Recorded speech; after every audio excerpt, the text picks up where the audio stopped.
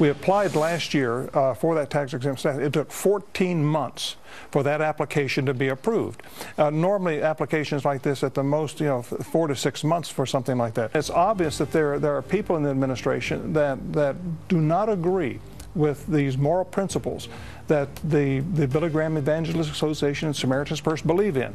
Now, are we going to be targeted again because of what we believe?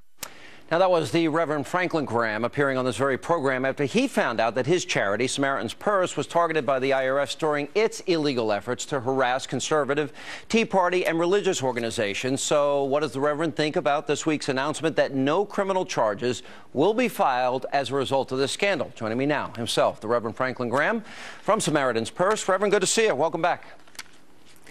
Thank you, Sean. Good to be with you.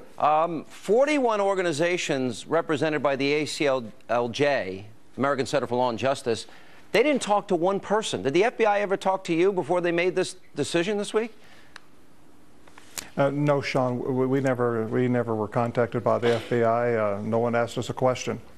Yeah, so what is your reaction if they don't talk to the people that were victims of this and they say no criminal charges? What's your reaction? And great injustice, it seems, has occurred here to me. Well, I'm concerned about this, Sean.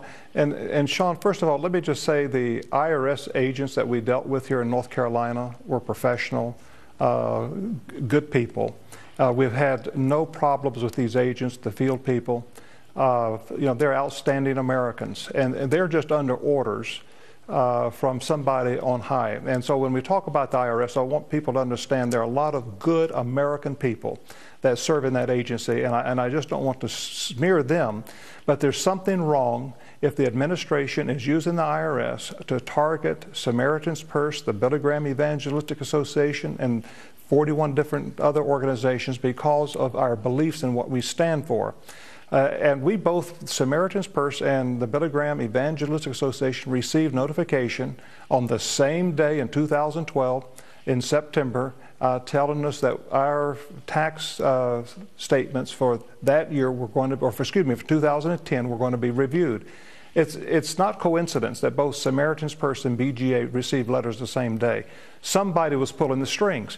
And when we asked the agent at the end of the examination what caused this, he said that there was a complaint that had been filed, one complaint that had been filed by a person because we stood for the marriage amendment here in North Carolina, which was held in May 8th of that year. So we feel that we were targeted because we supported the marriage amendment.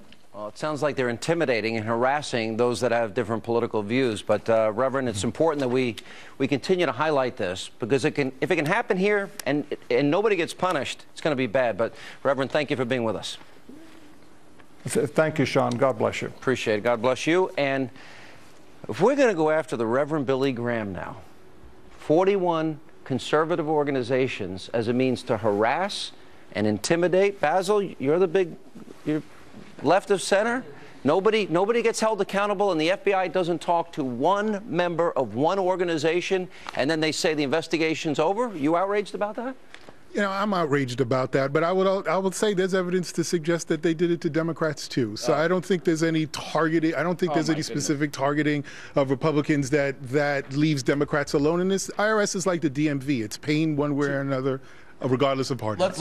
Let's look at the scoreboard, Sean. 200 conservative and right-leaning groups to, I think, about 8 liberal groups, progressive and otherwise. The wholesale targeting of conservatives is not even up for debate anymore. We accept the fact it happened. The administration's defense of it now is it was accidental. There was something that happened internally in some bureaucratic level that led to it. What bothers me the most is the investigation was headed by a Barack Obama donor who happened to be a Department of Justice Civil Rights Division unit lawyer who, before she even concluded the investigation, leaks or had someone in her office leak that no charges were going to be brought forward. And it's amazing to me that here we are almost a year later to the event, and not one person has been brought to justice for this massive injustice of the First Amendment right violation of hundreds and hundreds of I just want to point out, 5 years ago yesterday, I testified at Eric Holder's confirmation hearing.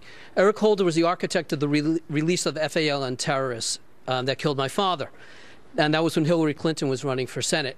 Now, no one came and spoke to us before the FALN was released, which was a violation of the Victims' Rights and Restitutions Act. So this has been going on. No one ever was held accountable for that release either. The Clintons denied, claimed executive privilege. And so this is an ongoing thing with Eric Holder and this Justice Department. If government is that big, that powerful, that out of control, and they can intimidate, what does that say, Diana? It says that there's a slippery slope, and if we just sweep this under the rug, we are in for some serious trouble. We can't just raise our hands and say, no, this didn't happen. And this obviously is a political move. I mean, look at Governor Christie and what is facing him. We're just going to let this one go, too? Well, no. He condemned it. He fired someone. The difference is he condemned it. He fired the woman. This president, there's no accountability. Lois Lerner got to go, paid leave. She's retiring, probably drinking mimosas in Barbados. Good for it. Yeah, go ahead. You want to go ahead? Yeah. It's an outrage, and I think it's incredible that this is what's going on right now. But there's no crime. There's no crime. The president It is a crime. That's the point. Where's the evidence of a violating crime? the First Amendment rights of Americans is a crime. Would say that's the point. Violating the First Amendment rights of our citizens are a crime. The president himself called this outrageous. Eric Holder promised after the IG report came out for immediate action. Director Mueller, the former head of the FBI, a month later went in front of a congressional committee, couldn't even name who was heading the investigation, how many Right, we gotta hang on. If wanted those interviews. One at a time. We gotta take a break.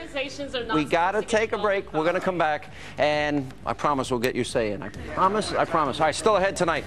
Well, we got two big football games this weekend. Football legend Joe Theismann is going to stop by to share his predictions for the big AFC-NFC championship games. Is Tom Brady, is it his year, or is it Peyton Manning? I say Peyton. He's going to seize the day. But first, tonight. A lot of kids are soft nowadays. I think they're pampered too much. I think we need to be a little ruthless with our kids. You stopped! You stopped right here! Don't stop! Use your weight! Go with it! Go! Are American kids too pampered? Is this a good way to treat them? Anyway, some say it was a week of parents gone wild in America. When we come back, we'll break down the most controversial examples about how some moms and dads are treating their kids and how some coaches are treating them. And to help do that, former Alaska governor, self-proclaimed hockey mom herself, Sarah Palin, she's going to join us as we continue our Parenting 101 with the governor and our studio audience. Straight ahead.